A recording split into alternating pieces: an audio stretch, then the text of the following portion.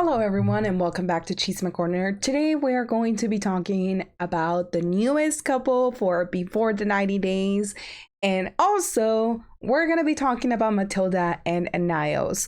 First and foremost, before we keep going, as always, don't forget to like, comment, and subscribe. I hope you guys are ready. Grab your coffee, your tea, whatever you're going to drink for the chisme that we have today. I also wanted to come out and say that I was wrong.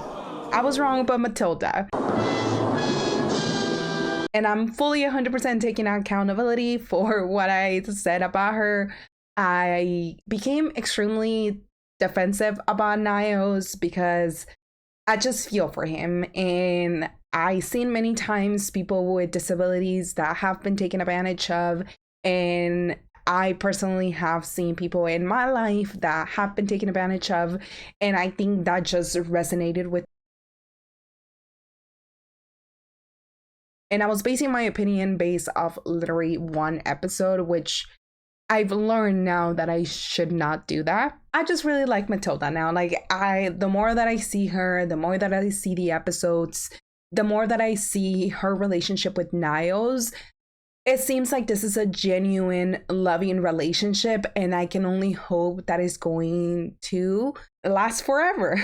When we check in with Matilda, she is sharing with us that she is happy to finally, have the man that she loves with her. So her brother is already gone, and it's just them at the hotel room. Niles actually had... Niles didn't have the best time ever because he ate fufu for the first time and his stomach's not used to it. We have to make him catch up to it. But the first night they didn't go as I hoped, because they weren't able to be intimate. And as we remember in the last episode, Matilda really wanted to jump on Niles' bones. American food and real food, obviously, I'm finding out is two totally different things. I thought it was so funny when Niles was like, American food is nothing compared to real food. Because in reality, a lot of American food is frozen food. And he was comparing it to the food here. And I haven't really traveled that much. Actually, I haven't even traveled at all. But I love trying new foods. That's something that I always do. And I just love it. I enjoy it so much. So anytime that I have the opportunity to try something new, I do. So I've tried so many things throughout my life. And I only hope that I can continue to do so. And when he sits down on the couch and Matilda looks at him and she's like, "You dodged me, baby. You dodged me." You dodged me. I wanted to have sex with you, but you refuse. Matilda's waiting for an answer. Why were you dodging me last night, Niles? And Niles in his confessional tells production that almost, but ultimately no. And when he says almost, he genuinely means almost. It was hot and steamy. They were getting naked. And he was like, you know what? Someone needs to pump the brakes, and that's going to be me. So he did. So let's say I didn't keep a cooler head. I really... He didn't necessarily give her a reason why that night, but he is telling her right now that in his past relationship, the foundation of it was sex.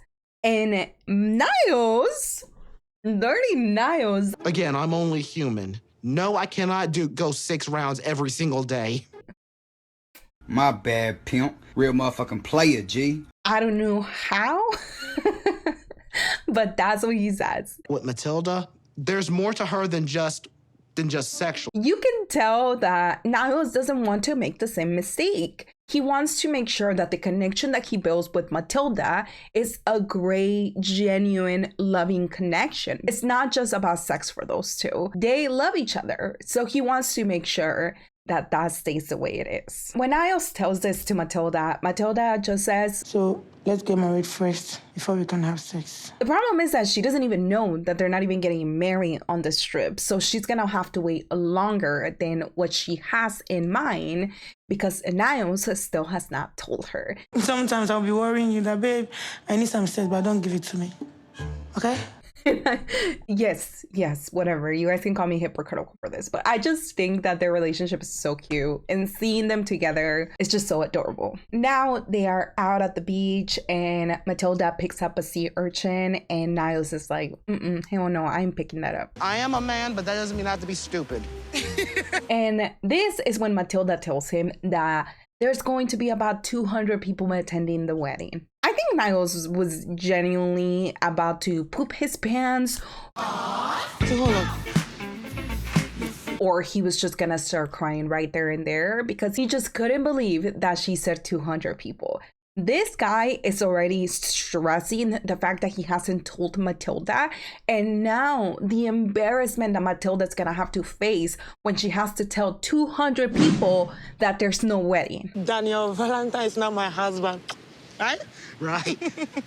I think the only way to save this at this point is to say that this was an engagement party and not a wedding. Here is where they also talk about the knock on the door ceremony, and she starts telling him about all the traditions that have to take place, the price of the bride, and all those things that are gonna have to happen. I think we're past the point of snowballing here. At this point, it's turning into an avalanche. So later on, they are walking around town, and he is preparing Matilda for the news that he's about to drop on her. And of course, Matilda is extremely excited because I am very happy because the shopping in Accra is far better than Kumasi. so their first stop is at this boutique where they have a bunch of traditional skirts. As they're going to the store, Niles is telling us that even though he's putting up a front and he's doing his best not to seem like he's freaking out, all the sounds, all the people around, everything happening is incredibly overwhelming to him. But I do believe that when you're in love, you should step out of your comfort zone to make your partner happy. And I was like, Niles. Some man need to take notes. Brian and Lauren. Once they arrive to the store, Matilda starts going through the skirts, looking at which ones she's going to get. And eventually she picks some of them. And Niles tells her, you know, I just hope that you understand that I'm not going to be able to afford every single one of them. I don't know if she thinks all Americans are rich, but I'm certainly not. Babe. And I think that's just a misconception that a lot of people have, because I know I did when I lived in Mexico, that Americans were rich, but it is not the case. Babe. Wow. It looks beautiful. Like, it is genuinely a beautiful skirt, and it looks extremely good on her.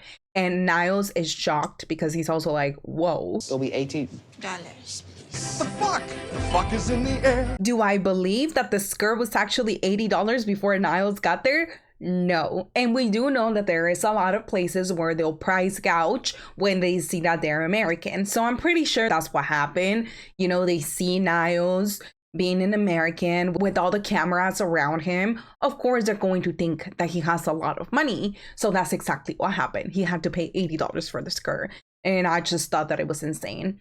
After this, Niles is like, you know what? Remember when you said you needed your nails done? Wow. Always surprising. And Matilda is like, oh my God, she's so happy about it. So she sits down, she starts getting her nails done. And this is when Niles says to her that he's going to walk around town.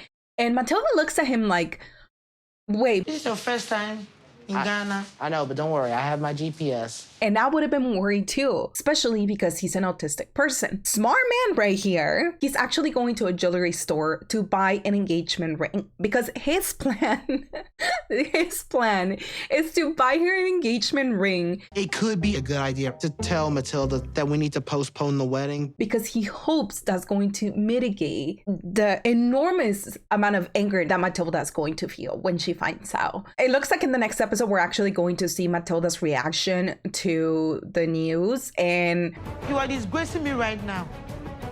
I need to go home, please. I feel sorry for her. I could not imagine thinking this entire time that I'm going to get married, and then they tell me that it's not going to happen. While I do think that Matilda did pressure Niles quite a bit to get married so soon, I also think that Niles should have told her right away that this is not what he wanted to do, and he has had many opportunities to do so and has done it. And now is the turn for a new cast member. Her name is Banja, 41, from Orlando, Florida, and this woman is just, I aspire to be like her when it comes to her career. She has 4 jobs. She owns her own home. She owns her own car. She is an independent woman. And I love it so much. I love it. I love it. I love it. And that's why I get frustrated when we meet people like her that make stupid decisions in life. And we're about to get into it. Belly dancing. I just find it absolutely exhilarating. I have yet to find a hobby that makes me feel like that, at least right now, because before I used to do a lot of Latin dance and I love it. I miss it so much. It's something that I definitely want to go back to, but I just don't really have the time right now. But she shares with us that she has 4 careers. I'm a professional permanent makeup artist. I'm a vegan baker, and I'm a medical sales rep. She is a hardworking woman, and she says that she always likes to push herself to do new things and to discover new stuff. She has adventure, she has travel, she got proposed at the Great Wall of China. Like, this girl has, lived a really good life, it seems like, even with the struggles of going through a divorce and finding out that her man was cheating on her. And I caught him making out with a girl on a couch. It was like a scene from a movie. I cannot imagine having to go through something like that. It is so painful to think that someone that you trust and love could do something so hurtful to you. So I definitely do feel for her in regards to that. I'm originally from Bozo. 8 months ago, I took a solo trip back home. And during that trip, on one of her last stops, that's where she made Bozo. And at times I want to pronounce his name Bozo because it's spelled like that and it makes you want to say it like that. And then also something that he does later, it makes you want to call him Bozo. She describes Bozo as a very athletic man. He's a basketball player who's very successful. He is very handsome. However, when she swiped right on him, and then he didn't respond until I already left the city. Until she was already back home. And then from there, they started talking, they created a connection, and they started communicating with one another. I'm short, hairy, I look like Chewbacca and small foot had a baby. She really enjoys the fact that Bozo is a little bit different than what she has dated in the past, but I'm inclined to not believe it just yet. She says that he makes her laugh. He has a peculiar sense of humor, and she really, really just enjoys that. Banja later on goes to see her best friend since she was little. Her name is Fabiola, and they're walking around a farmer's market, talking to each other, having some girl chat. And this is when her friend says that she has been with her through the entire time of held her crying, sobbing, running mascara, ugly cry self. This is when we find out that when Banja and Bozo were talking to each other, there was a moment where Bozo stopped replying to her messages, just completely ignored her. Anytime that she was trying to get in touch with him, he was not responding. Banja, I can't see you anymore. I'm seeing somebody here. Sorry. The headache. It is so easy to be clear and honest with people. I do not understand why it is so difficult for so many people out there to just be honest with one another. We see it more with men on this season, that they can't just come clean to their partners, and it is so goddamn annoying. Eventually, he came back. He was like, hey, I'm not talking to this girl no more. Let's start talking again. And Banja, because to her, He encompasses all the things that I really love, so I'm not letting this one go. And then her friend tells us that this is exactly what happens with her all the time. She tends to go for men like him that check, all those little boxes, but in reality, they lie to her. She gets invested, she falls in love, and then all the bad things start coming out, and then they break her heart. This is when her friend also tells her, It doesn't sound like he's as serious as you are. it seems like you're more committed, and Bozo maybe not so much.